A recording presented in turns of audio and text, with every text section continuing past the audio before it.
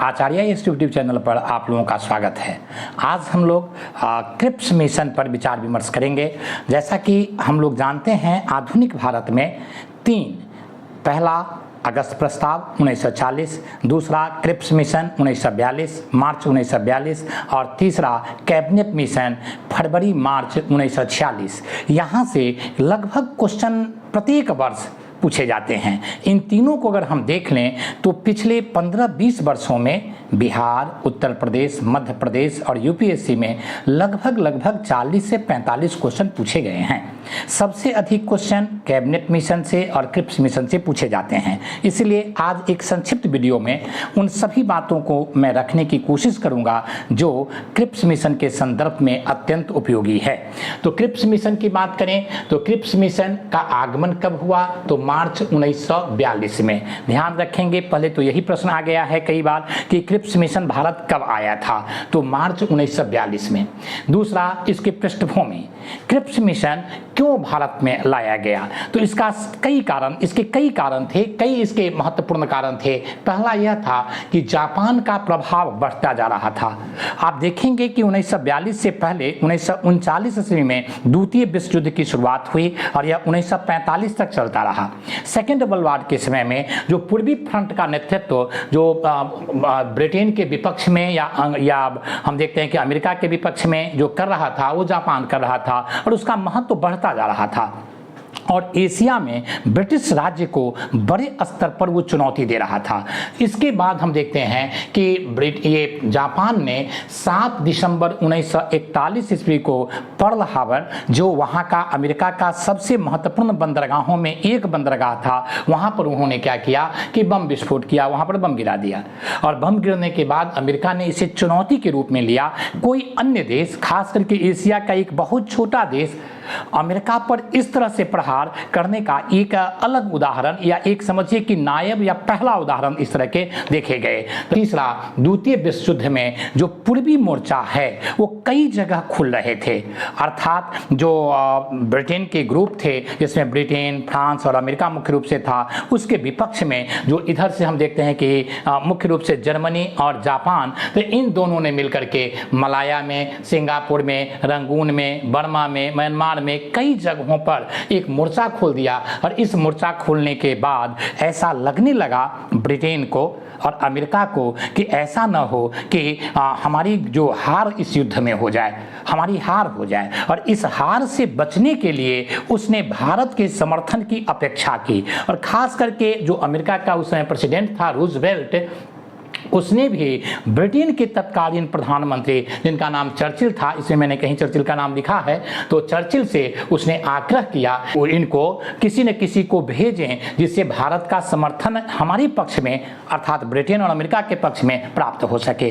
तो ब्रिटेन के प्रधानमंत्री चर्चिल को रूजवेल्ट ने आग्रह किया और आग्रह का अर्थ हुआ कि दबाव डाला। रूजवेल्ट के बारे में जानते होंगे, वह 1933 से लेकर के 1945 ईस्वी तक अमेरिका का प्रेसिडेंट रहा। वह मोटे तौर पर पहला प्रेसिडेंट था जो अमेरिका में 3 बार लगातार प्रेसिडेंट बना।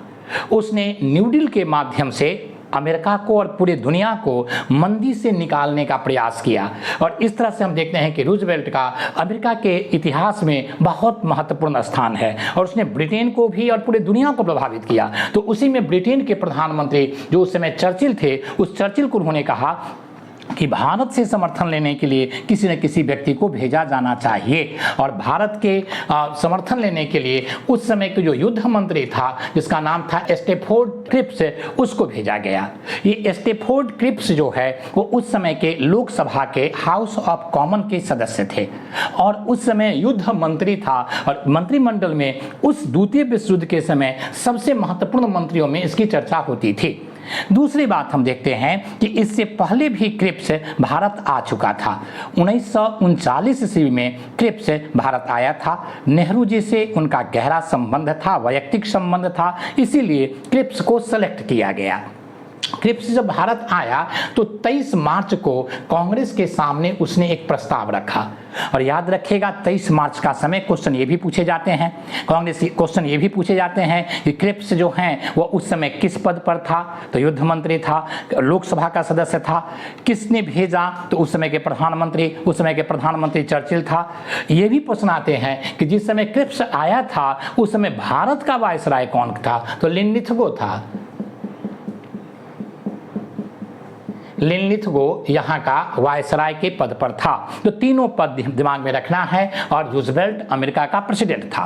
तो इस तरह से हम देखते हैं कि 23 मार्च 1942 को कांग्रेस के सामने यह क्या रखा, एक प्रस्ताव रखा। और उस पर कांग्रेस के तरफ से जो वार्ताकार पहुंचे, उस वार्ताकार जो ऑफिशियल वार्ताकार थे वो नेहरू जी थे और आज़ाद जी, मौलाना आज़ाद और पंडित नेहरू कांग्रेस के तरफ से वार्ता के लिए पहुंचे थे।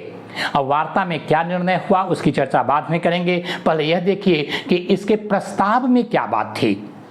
अगर देखें क्रिप्स मिशन के प्रस्ताव में क्या प्रस्ताव लेकर के क्रिप्स आया था, तो क्रिप्स मिशन का जो सबसे महत्वपूर्ण प्रस्ताव था वो यह था कि युद्ध समाप्ति के बाद भारतीयों को एक नया संविधान बनाने का अधिकार दिया जाएगा। और इस संविधान सभा की जो सदस्यता होंगे, जो परिषद के सदस्य होंगे, वो प्रांत के जो इलेक्ट होकर के सभा में विधानसभा के लोग आए हैं, उन विधानसभा के सदस्यों से आनुपातिक पद्धति या प्रणाली के माध्यम से उन्हें सेलेक्ट किया लाया जाएगा। तो विधानसभा के चुनाव हुए हैं या करवाए जाएंगे। उन चुनावों के बाद उसमें से सभी सदस्य को नहीं तो अनुपात के दृष्टिकोण से वहां से सदस्य ब्रिटिश भारत के सदस्य लाए जाएंगे। और जो देसी रियासत हैं उनमें नामजद किए गए सदस्यों को इस संविधान सभा का सदस्य बनाया जाएगा। तो इसमें पहली बात यही कही गई कि युद्ध समाप्ति के बाद भारत को एक संविधान दिया जाएगा और इस संविधान निर्माण के लिए एक नया संविधान सभा बनाया जाएगा, जिसमें देसी रियासत को भी और ब्रिटिश भारतीय प्रांतों को भी स्थान दिया जाएगा। इसमें दूसरी बात कही गई कि जो ब्रिटिश भारत के राज्य और जो देसी रियासत इसमें शामिल होना नहीं चाहेंगे वो पुरानी स्थिति में बने रहेंगे। पुरानी स्थिति का अर्थ हुआ कि ब्रिटिश राज्य के सदस्य बने रहेंगे, पहली बात। दूसरी बात यह कि वो अगर देसी रियासत हैं यानी कि राजतंत्रात्मक व्यवस्था चल रही है तो राजतंत्रात्मक व्यवस्था में बने रहेंगे। समझ में बात आती है कि अधिकांश राजतंत्रात्मक व्यवस्था वाले जो पक्षधर होंगे वो इसमें भाग ही नहीं लेंगे। तो ये दो बातें हुई। तीसरी बात इसमें कही गई कि युद्ध के दौरान एक नया मंत्री परिषद बनाया जाएगा जो वायसराय के परिषद होंगे और इस परिषद के द्वारा शासन संचालित किए जाएंगे। और इस शासन संचालन में सब कुछ भारतीयों के हाथ में दे दिया जाएगा। केवल रक्षा संबंधी डिफेंस, रक्षा संबंधी जो कार्य है वो वायसराय के हाथ में रहेगा। तो भारत की सुरक्षा कौन करेंगे, तो ब्रिटिश करेंगे। बाकी सारा काम भारतीयों के द्वारा संपादित होंगे। कुल मिलाकर के देखा जाए तो क्रिप्स मिशन में 2-3 प्रगतिशील तत्व थे। सबसे पहला प्रगतिशील तत्व यह था कि यहाँ पर पहली बार इस बात को स्वीकार किया गया कि भारतीय लोगों को एक संविधान सभा, एक संविधान दिए जाएंगे और उस संविधान के निर्माण के लिए एक संविधान सभा का गठन किया जाएगा। भारतीय लोगों को संविधान दिए जाएंगे। अंग्रेजों ने इस बात को सबसे पहले अगस्त प्रस्ताव 1940 में स्वीकार किया। हमारी मांग तो 1922-1918 से ही थी कि भारतीयों पर शासन भारत के नागरिकों द्वारा निर्मित एक संविधान से किया जाए, लेकिन इसको अंग्रेजों ने स्वीकार किया 1940 के अगस्त प्रस्ताव में कि भारतीयों को एक संविधान के माध्यम से शासित किया जाएगा भारतीयों पर। लेकिन उस संविधान सभा का निर्माण कैसे होगा इसकी चर्चा वहां नहीं थी। क्रिप्स मिशन में स्पष्ट रूप से कह दिया गया कि संविधान सभा का निर्माण जो है वह भारतीय विधानसभा के सदस्य, जो इलेक्टेड सदस्य हैं, उनमें से लेकर के किया जाएगा और देसी रियासत के नामित सदस्यों के द्वारा किया जाएगा। तो ये पहली बात। और दूसरी बात इसमें जो प्रगतिशील था वो डोमिनियन स्टेट देने की बात थी। क्या थी कि डोमिनियन स्टेट अर्थात कि अब जो सरकार बनेगी जो संविधान के माध्यम से सरकार बनेगी, उस सरकार में किसी प्रकार के बाहरी हस्तक्षेप नहीं होंगे। तो ये दो प्रगतिशील बात है, और इन बातों को भी देखें तो 1940 के अगस्त प्रस्ताव में रखा गया था। तो ये दोनों बातें उस समय थी, लेकिन थोड़ा अस्पष्ट था, यहाँ पर स्पष्ट कर दिया गया। इस प्रस्ताव को 29 मार्च को पत्रकारों के सामने में रखा गया, क्योंकि नेहरू जी और आज़ाद जी जब रखे तो इस पर विचार विमर्श करने के बाद इन लोगों ने रिजेक्ट किया। उसको रिजेक्ट क्यों किया है उसकी चर्चा हम लोग अभी करेंगे। 29 मार्च को जब पत्रकारों के सामने रखा गया तो गांधी जी के सामने प्रस्ताव आए, और गांधी जी ने कहा कि ये पोस्ट डेटेड चेक है। क्या है ये? Post dated cheque. Gandhi ji की दो प्रतिक्रिया रही। पहली प्रतिक्रिया रही कि मुस्लिम लीग को अंग्रेजों ने पाकिस्तान बनाने के लिए निमंत्रण दे दिया है, क्योंकि स्पष्ट रूप से कहा गया है कि कोई भी प्रांत इससे अलग रह सकता है और देसी रियासत भी अलग रह सकते हैं। तो इस तरह से मुस्लिम लीग को पाकिस्तान बनाने के लिए लेने के लिए आमंत्रण दिया गया। और दूसरी बात कि उन्होंने कहा था कि यह पोस्ट डेटेड चेक है कि युद्ध जब समाप्त होंगे। अब देखिए, यूरोप में जो युद्ध हुए हैं, कोई 30 वर्ष चला है, कोई 6 वर्ष चला है, कोई 100 वर्ष चला है। तो इस तरह से 100 वर्ष तक युद्ध चलते रहेंगे। अभी यूक्रेन का युद्ध देख लीजिए, पिछले कई वर्षों से चल रहा है। तो इस तरह से हम देख रहे हैं कि उन्होंने कहा पोस्ट डेटेड चेक का अर्थ हुआ कि बहुत बाद तक, युद्ध समाप्ति के बाद, और कब होंगे कोई पता ही नहीं है। तो इस तरह की प्रतिक्रिया आई। अब इनको अस्वीकार कर दिया गया। भारतीयों के द्वारा इस पर क्या प्रतिक्रिया हुई? तो इसे यानी कि क्रिप्स मिशन को अस्वीकार कर दिया गया भारतीयों के द्वारा, अस्वीकार कर दिया गया। इस पर कांग्रेस ने क्यों अस्वीकार किया? तो कांग्रेस का रक्षा संबंधी जो प्रस्ताव था उस पर भारी ऑब्जेक्शन था। कांग्रेसियों का कहना था कि आप जो युद्ध के दौरान रक्षा संबंधी अधिकार अपने हाथ में रख लिए हैं और आप यहाँ पर एशिया की तमाम शक्ति आपका विरोध कर रहा है, तो इन संदर्भों में आप भागेंगे तो जापान भारत पर कब्जा कर लेगा। ये रक्षा संबंधी जो कार्य है वो भारतीयों के हाथ में दिया जाए, जो उसमें नहीं कहा गया था। दूसरी बात, प्रांतों को अलग रखना। प्रांतों के अलग रखने का अर्थ ही है, गांधी के शब्द में कहें तो पाकिस्तान बनाने का लीग को आमंत्रण था। जो विघटनकारी तत्व थे उनको स्पष्ट रूप से आप कह रहे हैं कि आप अलग से पाकिस्तान बना लीजिए। तो दूसरी बात यह थी। और तीसरा, अंतरिम प्रबंधन। अंतरिम प्रबंधन का अर्थ है कि जो उस समय यानी कि 42 से लेकर के जब तक युद्ध की समाप्ति होगी, अभी हम लोग देख रहे हैं कि 45 में युद्ध समाप्त हो गया, लेकिन 42 में तो लोगों को लग रहा था कि कई 100 वर्ष युद्ध चलेंगे, कई दशक युद्ध चलेंगे, क्योंकि पश्चिम में दशकों तक युद्ध चलने की प्रक्रिया रही है। तो युद्ध कब समाप्त होंगे उस प्रबंधन में भी कई प्रकार की समस्याएं थी, अतः कांग्रेस ने इसे रिजेक्ट कर दिया।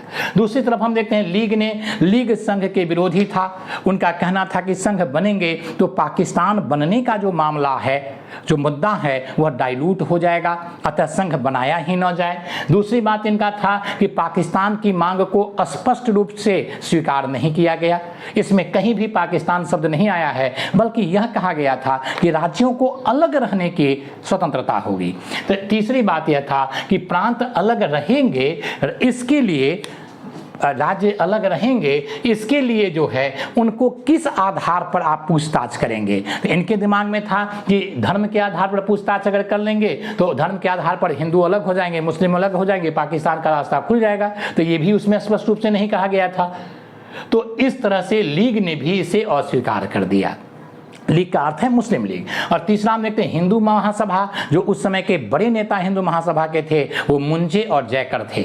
उन दोनों ने भी इसे अस्वीकार कर दिया, क्योंकि प्रांतों को अलग रखने के मुद्दे पर उनका मानना था कि पाकिस्तान के निर्माण का बीज डाल दिया जाएगा और पाकिस्तान निश्चित रूप से बन जाएंगे अगर इस विचार को, प्रस्ताव को स्वीकार कर लिया गया। तो गांधी जी की प्रतिक्रिया यही थी कि अभी चर्चा ही कर रहे थे, पोस्ट डेटेड चेक। गांधी ने कहा था कि वैसी तिथि मैंने चेक दिया गया जिस पर भविष्य की तिथि लिखी हुई है। पत्रकारों ने इसमें जोड़ दिया कि वह बैंकरप्ट है, अर्थात दिवालिये बैंक का पोस्ट डेटेड चेक दे दिया गया। तो इस तरह से क्रिप्स मिशन के संदर्भ में इन बातों को देखा जा सकता है। बहुत बहुत धन्यवाद। आप लोग लाइक और सब्सक्राइब करेंगे और परीक्षा उपयोगी क्रिप्स मिशन के सभी प्रश्न इससे आपको मिल जाएंगे। पिछले 20 वर्षों में जो प्रश्न यहाँ से पूछे गए हैं उसके उत्तर इसमें किसी न किसी रूप में दे दिया गया है। धन्यवाद।